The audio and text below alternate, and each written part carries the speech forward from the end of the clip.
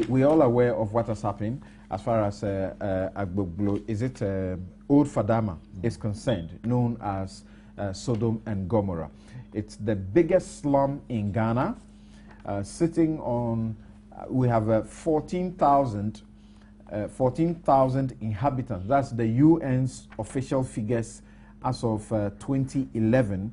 But even before that, there was a figure given of the population there as 30,000. That was given by CEPEL in 2000. So 30,000 people who are sitting on less than a square mile, land. And we went there, the Accra Metropolitan Assembly, went there to evict them. We understand they were giving some notices. They claimed that they were not giving sufficient notices and that they were told that there were going to be a demolition of a certain radius, but all of that was not followed. We want to find out what you think about what went on. Ms. Afseni, obviously, it doesn't look like it was properly planned. We evict them, and then they are stranded. Now we are looking for shelter for them. Which one should have been done first? Well, these are the hard choices that we face every day. All of us face hard choices. No, it sounds to me like waste of my money. And so the justification of the demolitions that took place over there is a tough sell. I mean, it's very, very difficult to sell because of the subsequent reactions that has come. For me, why did we do why did the MA do what it did? To my mind, it was because of what happened on the 3rd and 4th of June. The floods. The floods, where the Odo Lagoon was silted, and the Kwale Lagoon could not flow, could not receive all the water to allow it flow into the sea. Now, the people have argued that it's because of the development of the slum and the throwing of rubbish into the slum that silted the Kwale Lagoon and so exacerbated what a catastrophe that we saw on the 4th of June. But was it the way to go? I believe most people at Ogbugbulochi have been drawn to the urban areas in Accra largely because of human rights issues. Like the right to life. They come here looking for jobs. All of us know that in Accra here, accommodation is expensive. And slums develop in areas, in countries where people find it difficult to rush to town centers and urban areas to look for jobs. Jobs become difficult. They have no money to rent houses, so they congregate in areas where they can continue to live while looking for a job. And so when you have to deal with such people, it requires proper procedure. One, give them notice, especially when the demolition, to my mind, was also to ensure that in future, the very places that they live are not inundated by the floods. And so you need to engage them, level out with the people, to such extent that they understand. The AMA says it has done this over the years. It's just tired. Yes. Who? The AMA? Yes. No, you can't be tired. Talking to them, giving them notice. You can't be tired dealing with people. You can't be tired dealing with people. These slums are a social phenomenon. And so you have to constantly, if to say that you are tired means you're throwing your hands in the air and saying that, well, I cannot accomplish what I have been asked to do. You can never be tired. What we are just saying is that, and then as a country we realize that even where the old Fadama is, Fadama, I understand, in Ghana means marshy area. So that area has never been an area planned out for human habitation. And so I remember in or around 2007, 2008, the government of Ghana went in for money to develop an area called Ajin Kotoku. And so that they could move the people at Fadama to Ajin Kotoku and allow the Kole restoration project to reach its final conclusion, its logical end. That was never done. That was never completed. And so the people are still there. I believe that we need to go back and look at that and see how we can move, we can expedite action in acquiring a place where these people can move to so that we can restore the area. But AMA and all metropolitan assemblies or district assemblies ought to be proactive. Old Fadama and the slum did not develop overnight. I remember in and around the It's been about 2 decades now. 2 decades now. Around 90, it just started, it was a farm, it was a yam market. It started as a yam market. Right. Confined just to the street. And as people came, and the northern conflict, the Konkoman and Numa conflict, it started, many people who brought their yams or stayed back, never went back. Some simply just followed the yam tracks and came and remained. Then became an attraction. Those who came then were able to return home with the cornucopia of life, the flashy things, and so they started attracting. In 2000, when Isaidi and 10 others in that area sued the AMA and the Attorney General. Yes.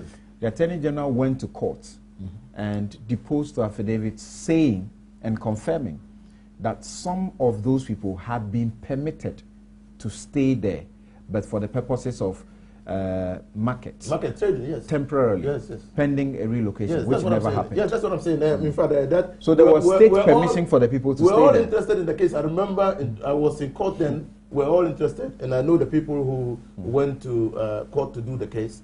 And that place, like I said, was reserved as a market, limited and confined to areas just abutting the street. Then it started growing. So what do we do? As I speak to you now, the development of that area has crossed the lagoon. It's now springing up around the church, the International Central Gospel Church. No, is it International Central? That's Lighthouse Chapel. Lighthouse Chapel, okay, I don't know. There's a big church there. Then if you go there now, you will find new developments coming up. Oh, ICG, sorry. ICG. There's the ICG. Yes, yes. Okay, there's a church. Yeah, there's a church. There's a church. Now, so new developments are coming up now. Right. So what are we doing to prevent people from encroaching those lands and putting up development so that in future? Now, CMB was never the way it is today. Then when Agogoloshi was almost full, and when some people were fearful for their lives because of the squalid conditions over there, they started migrating to CMB. We watched on. They took over all the railway lines. We watched on. If you go to Tetepashi Runabout, it's developing. We are watching on. And when they settle, they acquire some rights. And the rights is one of them is you cannot move them without notice to them. You might be violating the rights if you move them, evict them without proper notice to them. And even the proper notice might include resettling them. But we must look at the whole thing in the global context, the bigger picture, the bigger story. Now, people have come here in search of jobs. What do we do to ensure that the pull factors are mitigated? Okay. Now, I really wish that we would just stick to the issue straight ahead. Now, Gabi, he's talking about even the considerations of resettlement and probably some compensation. And in the Koli Lagoon Ecological Restoration Project, the environmental and social impact statement proposed mitigating and enhancing measures, which included relocation, resettlement, and compensation. We have ignored all of that, and we are going ahead evicting them with brute force. Yes, and I think really, I think no one can be against clearing that area. That's right. Because primarily, it is in the interest of those staying there that they don't stay there. I think that's and then of course there's a wider interest of the health, sanitation and safety and even lives of people living in Accra. In fact, if they had the option and choice, they would not live there. Precisely. You know, I mean, I happened to be around 2007, 2008, part of those working on the financial arrangement for the club project. Yeah. And we argued for, even then at the time, for a 10 million euro slap on top of what was required for the job itself to help with the resettlement package, because already land had been acquired. Now, we are dealing with social democrats. Okay, so let's look at it from that point of view. And I even want to look at it from a commercial capitalist point of view. But before that, what happened to what you were a part of? 2007, 2008, what happened? Elections out. No, the loan was passed. The loan was passed. Okay. So, and as far as I'm concerned, we pushed for that 10 million euro add-on. You know, so perhaps they can tell us what has happened to that. But the key thing is, I'm looking at it from a capitalist and socialist point of view. One, I don't believe in demolition, I believe in resettlement. Okay, and what I mean by that is, look, that area, you can turn it into perhaps the most expensive real estate in Ghana. You know, so there's even a commercial, you can make money if you invest money in resettling these people, or at least giving them the opportunity to resettle. There's land available for you. You'll be giving some money. It is up to you to go and settle on that land or use the money for something else. I mean, I've had a situation where I think from 2004, 2005, I was putting up a property. I had people in the kiosk in there. When I was ready to complete it, I needed to get rid of them. But sometimes it touches you, so you end up giving them some money because they have to even move their kiosk. But you know there are 2-3 kids in there, you know, and they were not even MPP voters, I remember. They are there. You know, I go to my site and I'm leaving. I'm talking about 2008. I go to my site, I'm leaving, and they're doing.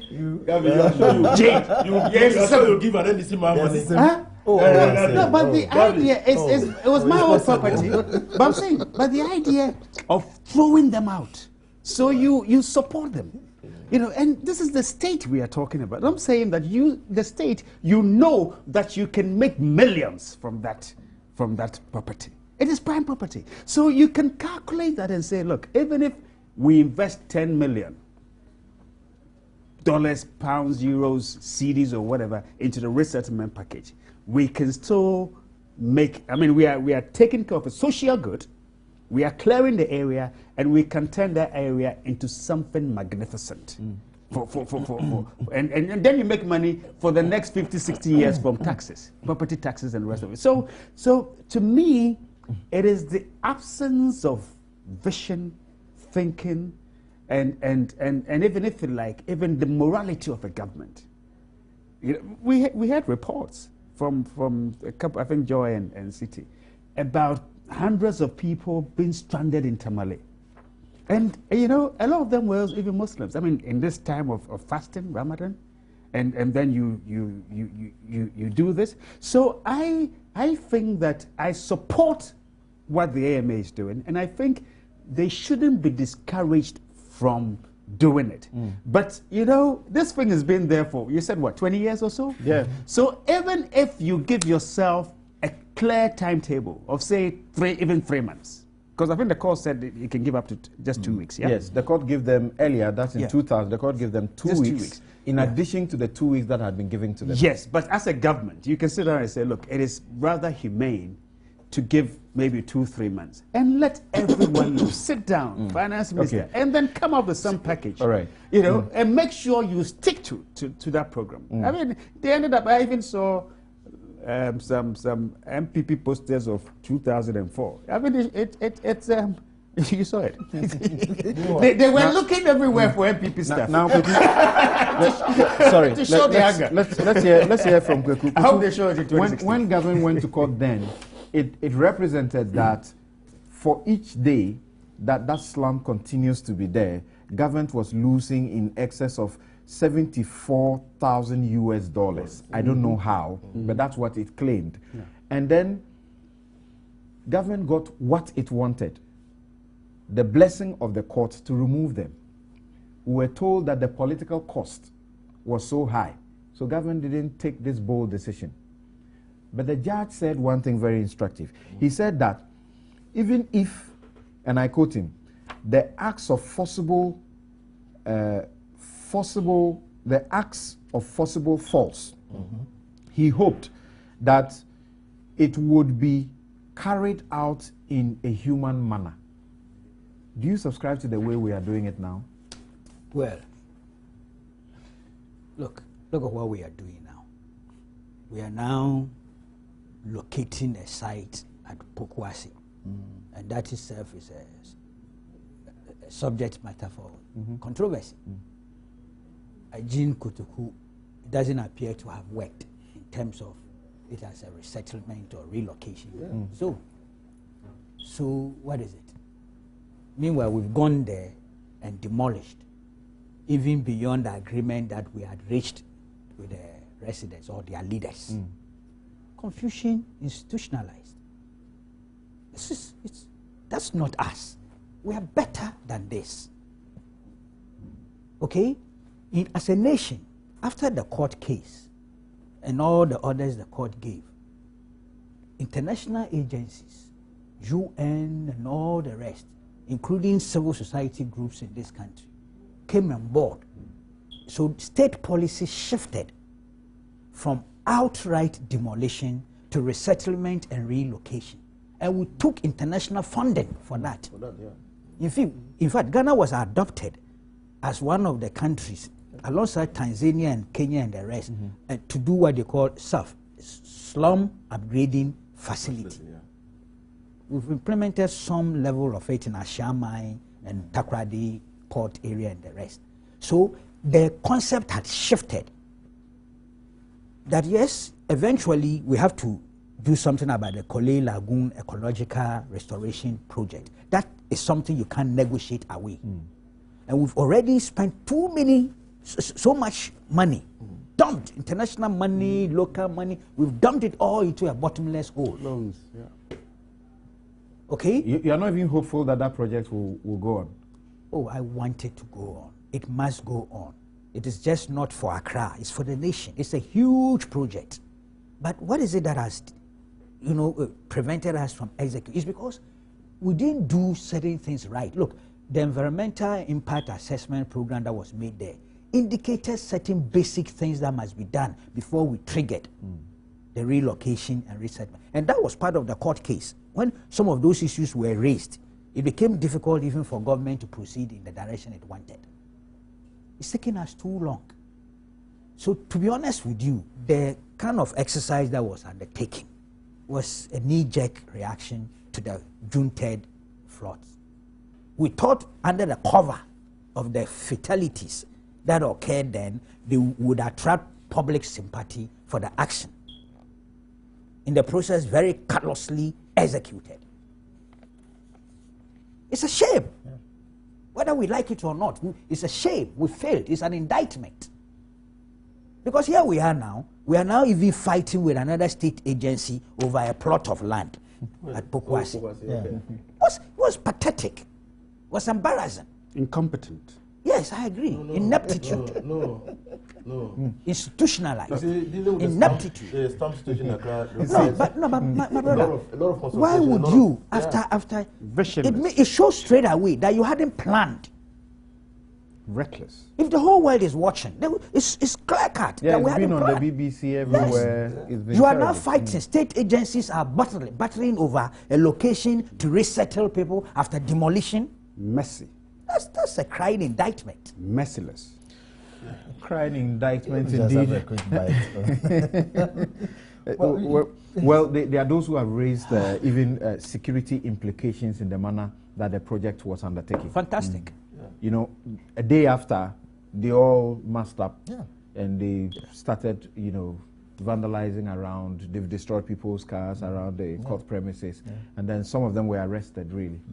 Yes, you see, it is also because when we fail to, or we forget to state that, or realize that state lands do not belong to some persons from elsewhere.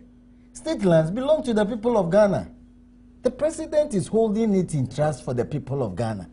So when there is a vacant land, vacant state land, and a group of Ghanaians, beneficiaries of that land, for some reason, which can be understood, occupy such a space, if you want to remove them and resettle them on another state land or acquired land, you have to provide that settlement first, unless there is an extreme necessity for you to remove them immediately. Even with refugees, with Bujumbura, we provided, it has become a whole city for non-Ghanaians. Why do we do it differently when it comes to the people of Ghana? Because with that, other international institutions are watching. Is that the case? But when it comes to the people of Ghana, we can decide to just eject them. You see what the AMA did? I see it clearly as having ulcer and rubbing your tummy with rub. It will never cure the ulcer. I don't see how the settlement by these people per se. The method may have been, may have been wrong, but some say this is bold, and the AMA boss believes that this is one of the historic decisions made since independence. One of the it is one of the major decisions after independence. After independence, amazing. I don't. And we let's hear the mayor briefly, and then we'll come close the discussion on this chapter, and then go to do the judgment debt. We are achieving the objective. The objective being that we know that over the years we've had families, we've had people who have created land out of the existence of the Kole by filling it with sawdust and sand and built on it and living on it. The time has come for that situation to change, because that situation is not helping anybody. June 3rd drew our attention strongly and affirmed what we have always believed, that we need to change that situation. That if we didn't change it, one day, either it will rain and rain very extensively, that the people living on the Kole, living on sawdust, will be washed away. Or that situation will exist, the Kole will not have a waterway into the ocean, and people inland will be swept away. Both scenarios are not good for anybody. We have been meeting with the elders of this community for over 4 years. I've been a mayor for 7 years. We've been meeting with them 4 or 5 years.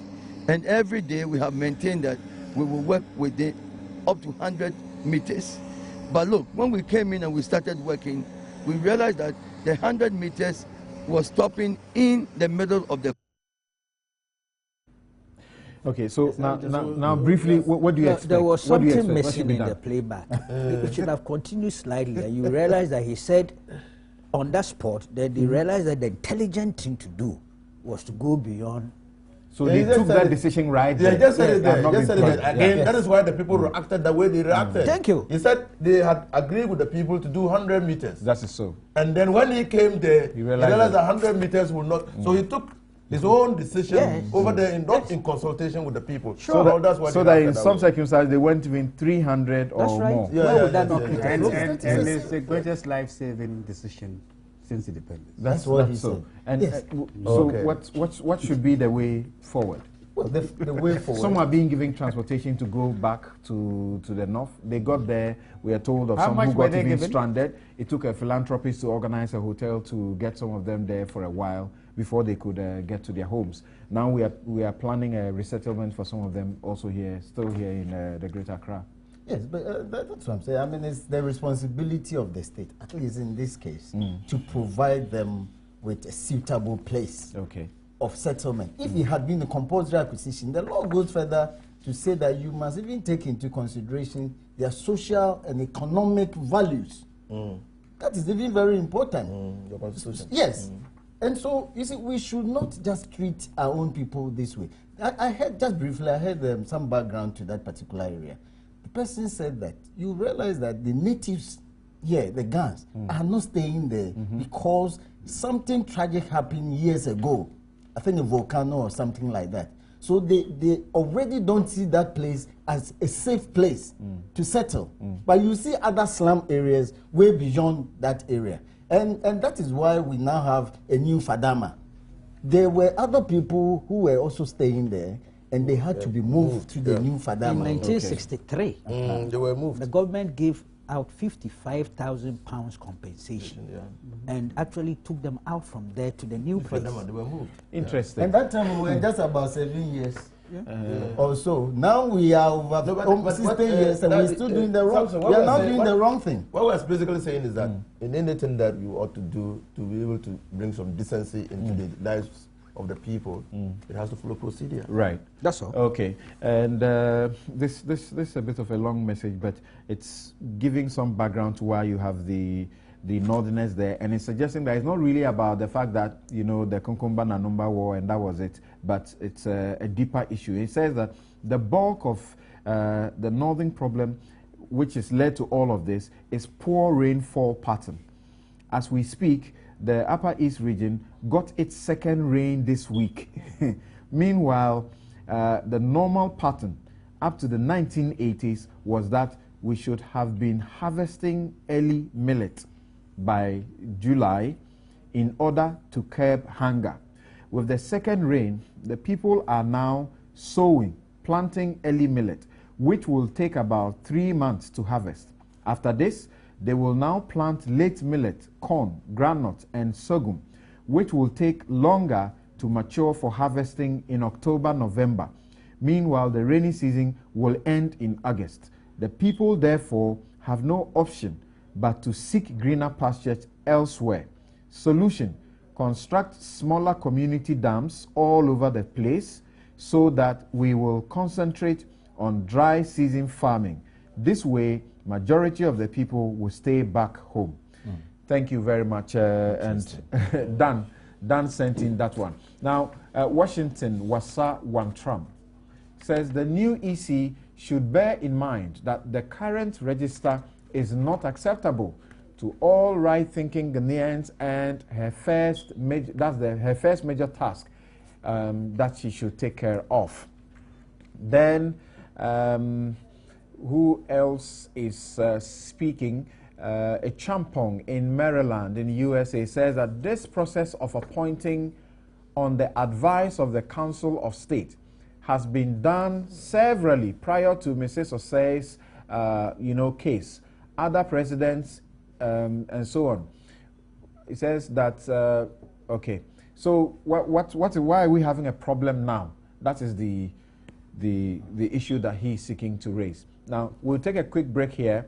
When we return, we'll deal with how to pay judgment debt, and I'll start with Abdul Malik Kubako on that issue. We'll be right back.